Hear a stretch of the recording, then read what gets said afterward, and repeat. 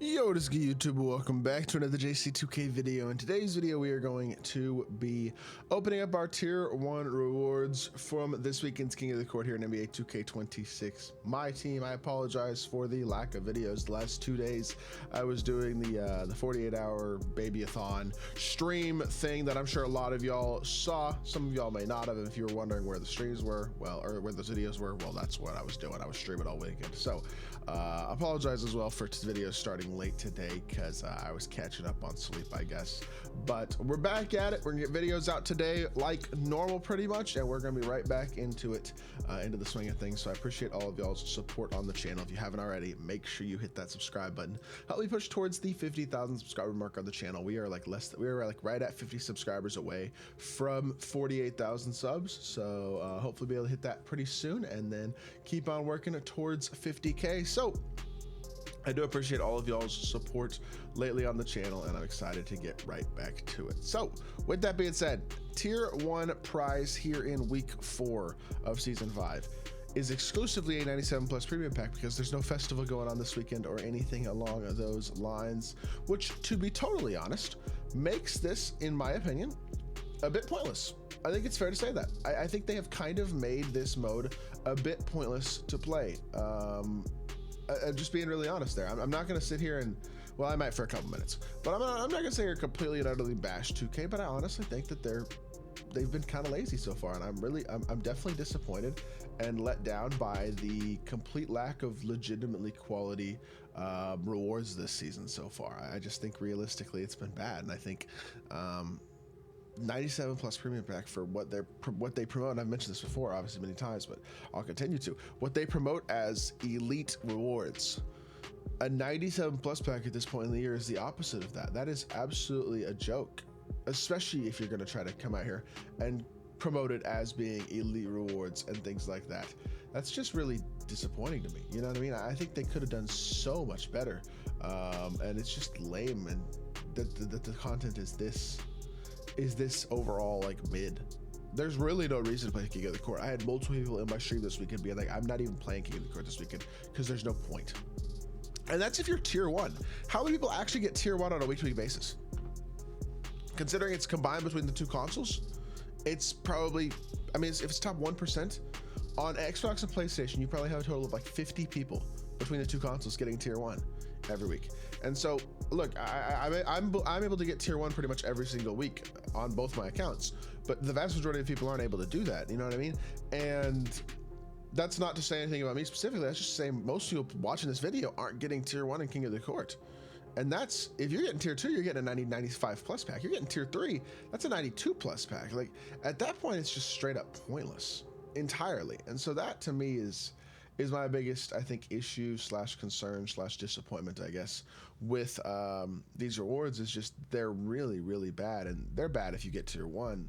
They're horrible if you get anything else. There really is very little point at all to playing this. And that's just not how you want the game mode to be. You know what I mean? You want people to be incentivized to play the game.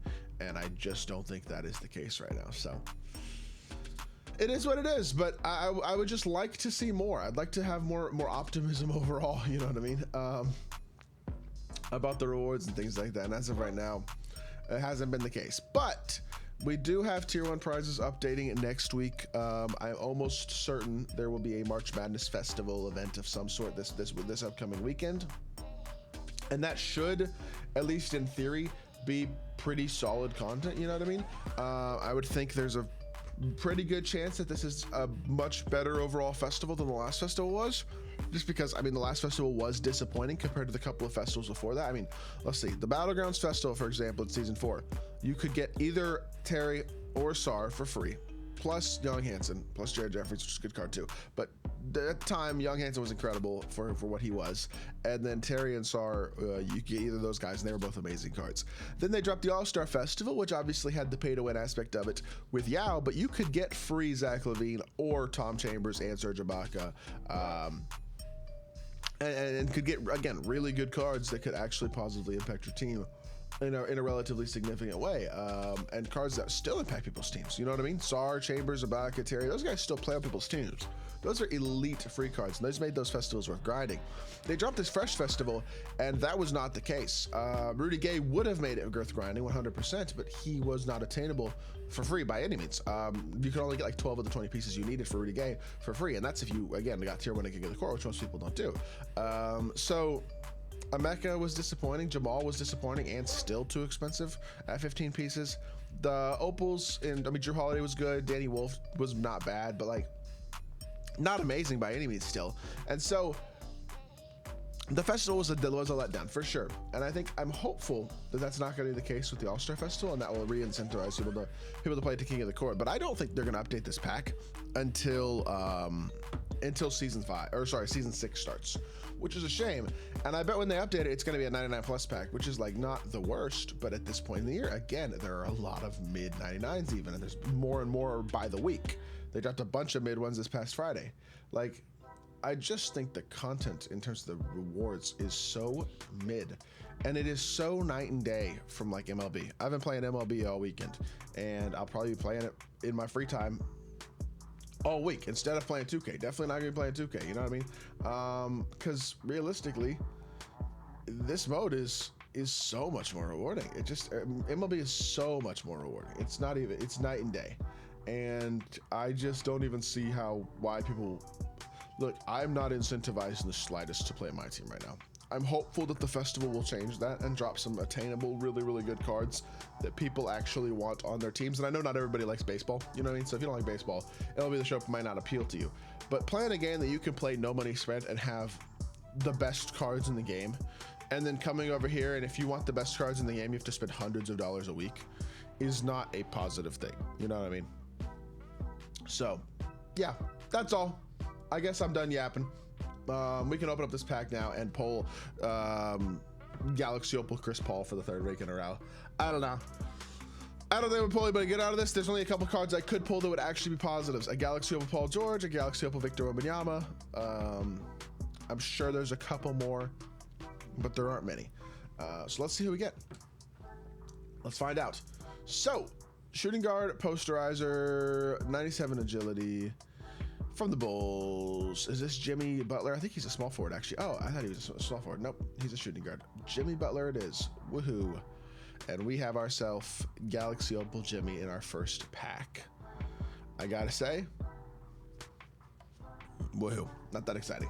This card's not that good. He's not horrible. He's better than some of the other ones I've pulled, but he's not that great. His shot's still pretty mid. His stats and badges are not bad, but at this point in the year, there's really no need for him. I guess he plays more defense than Brandon Ingram does, but BI does a lot more offensively. Better jumper, bigger, all that type of stuff. A little better movement as well, so it's not the worst pull, but it's certainly not the best either. That card would not have played for me a couple months ago. He definitely doesn't play for me now, so it is what it is. Another card that's just going to be 2 Hall of Fame badges. That being said, I'm going to call the video there. I apologize for my complaining. 2K's got to do better, man. They have to do better. Otherwise, well, people will go play other games. That's how it is. I'll keep making content, but I'm not gonna lie to y'all and say that I'm feeling positive feelings toward the game mode when they don't give us anything to incentivize us. Bad festivals, and I mean, even this past Friday's pack drop was bad. At least the Friday before that had a good pack drop. Good pack drops are nice, but good pack drops aren't the end all be all of the game. And when you don't even have that, I mean, good luck. That's what I'm thinking. So, that being said, hope y'all did enjoy the video. I apologize for my complaining, but it's probably going to continue unless 2K changes some stuff. So, I'll be back with more 2K content very, very soon. I appreciate y'all. Peace.